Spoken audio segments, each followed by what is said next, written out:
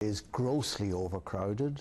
The Inspector of Prisons has stated publicly that any more than 540 prisoners in Mountjoy Prison, and it is no longer safe either for staff or for prisoners, and recently there were 791 in Mountjoy Prison.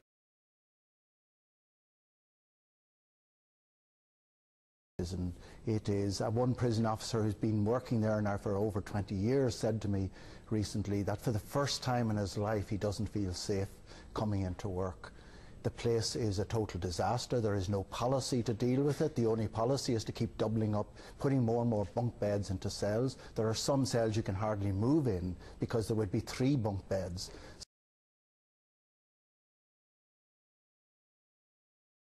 6 prisoners sharing a cell, hardly any floor space left.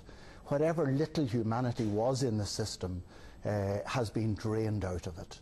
And that, although there are some wonderful prison officers who work there and doing their best, but they too are totally frustrated. It is overcrowded, it is drug-filled, and there is a huge amount of violence in it. There are so many feudings, factions going on. There are so many people who are afraid in prison. 1 in 4 prisoners is on 23-hour lockup for their own protection.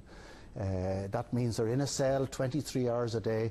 If you had a dog in a cell that size 23 hours a day, you'd be reported to the ISPCA.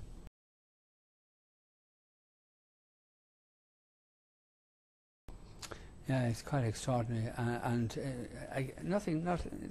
we've been talking about this for I don't know how long, but of course Michael McDowell has proposed the building of a new prison out in Thornton Hall, and that's, I don't know whether that's proceeding or not at present. Do you know?